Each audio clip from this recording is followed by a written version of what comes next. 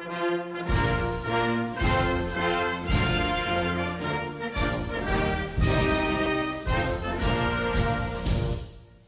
chers compatriotes, les vœux que je vous présente ce soir ne ressemblent à aucun de ceux qui les ont précédés. Car nous venons de vivre une année terrible.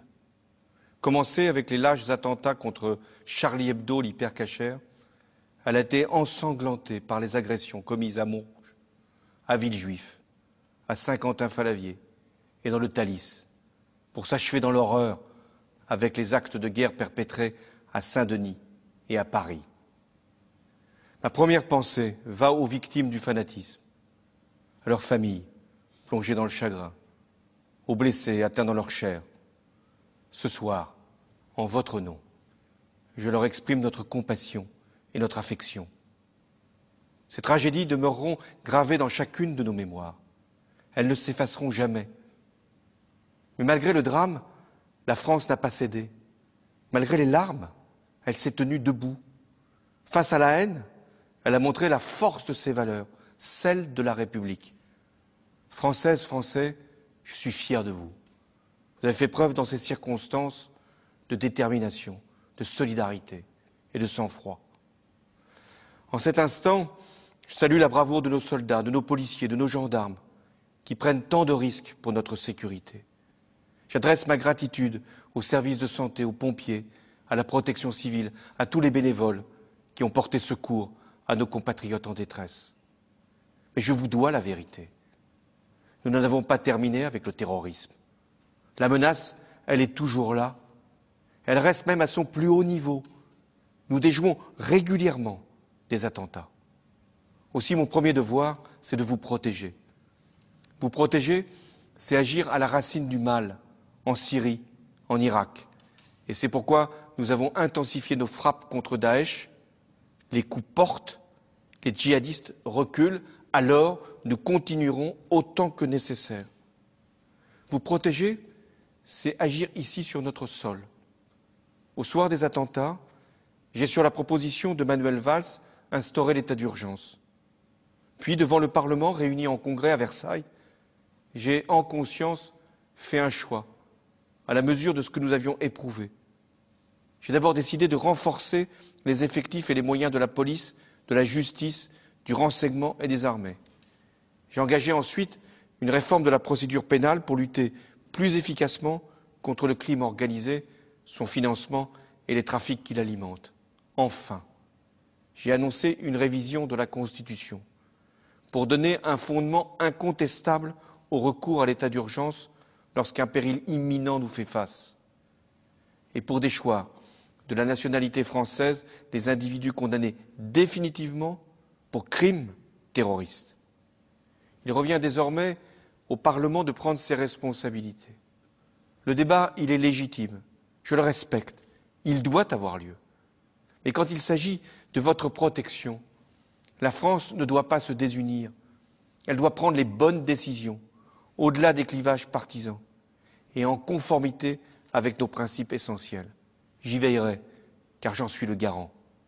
Aussi, je n'accepterai jamais que l'on puisse opposer les Français entre eux. Nous diviser, c'est ce que cherchent les extrémistes. Je n'accepterai pas davantage que l'on puisse s'en prendre dans notre République laïque à l'un de nos concitoyens pour la pratique de sa religion, ou encore que des lieux de culte puissent être profanés comme une salle de prière ces derniers jours en Corse. Ces gestes-là ne resteront jamais impunis, qu'ils concernent une mosquée, une synagogue, un temple ou une église. Il y va de l'honneur de la France. Mes chers compatriotes, en 2016, nous lutterons contre le terrorisme. Oui, sûrement, intensément, mais aussi contre tout ce qui fracture notre société et qui nourrit autant le repli que l'exclusion. S'il y a un état d'urgence sécuritaire, il y a aussi un état d'urgence économique et social. La lutte contre le chômage reste ma première priorité. Ce sera l'objet des textes préparés par le gouvernement pour simplifier le code du travail, instaurer une nouvelle sécurité sociale professionnelle et saisir les opportunités économiques offertes par la révolution numérique. Parallèlement, un plan massif de formation des demandeurs d'emploi sera lancé. 500 000 personnes de plus seront accompagnés vers les métiers de demain. Mais chacun sait que c'est dans les PME que les emplois se créent. Aussi, de nouvelles aides à l'embauche seront introduites dès le début de la nouvelle année. Enfin, les filières de l'apprentissage seront largement ouvertes. Je fixe l'objectif qu'aucun apprenti ne soit sans employeur et qu'aucun employeur ne demeure sans apprenti. Tout jeune doit être en formation ou en emploi, quelle qu'en soit la forme. Cet effort en faveur de la génération qui vient, c'est un devoir sacré. Il appelle à une mobilisation de tous, de l'État bien sûr, des régions qui viennent de s'installer et des entreprises. C'est aussi ça, l'unité nationale. La France, elle a besoin de mouvement, elle a besoin d'action, elle a aussi besoin d'engagement. Le service civique est un facteur de brassage, d'intégration, d'insertion. Il a montré son utilité pour les jeunes et pour notre société. Je demande donc au gouvernement d'engager par étapes sa généralisation. Les missions seront multiples, du soutien aux personnes les plus fragiles, à la préservation de la planète. La planète. La réussite de la COP 21 a été un événement mondial et un motif de fierté pour la France, qui a scellé à Paris un accord entre 195 pays pour réduire le réchauffement climatique. C'est un résultat considérable. La France a désormais la responsabilité de mettre en œuvre ce qui a été décidé pour la planète, mais aussi de prendre un temps d'avance, d'être un exemple. Et c'est pourquoi nous lancerons un programme de grands travaux pour la rénovation de nos bâtiments, pour le développement des énergies renouvelables, pour la croissance verte. Nous ferons de la cause du climat un grand chantier pour l'emploi et pour la qualité de la vie. Françaises, Français, les événements que nous avons vécus nous l'ont confirmé. Nous sommes habités par un sentiment que nous partageons tous. Ce sentiment, c'est l'amour de la patrie. La patrie, c'est le fil invisible qui nous relie tous, Français d'ici ou d'ailleurs, citoyens de toutes conditions, de toutes croyances, de toutes origines. Et la patrie, elle est au cœur de mon engagement. C'est celle qui s'accomplit dans l'ouverture au monde, dans le respect des autres, dans l'égalité, dans la confiance dans l'avenir, l'avenir de la France, et jamais dans le repli, la fermeture, la discrimination ou la nostalgie. La patrie, c'est en son nom que nous avons bâti l'Europe. L'Europe, elle a réussi de grandes choses, mais elle a révélé des insuffisances qui la mettent aujourd'hui en péril.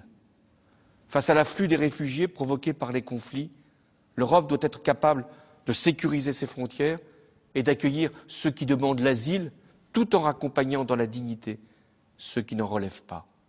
C'est un défi majeur, ou alors ressurgiront les murs que l'on croyait abattus par l'histoire.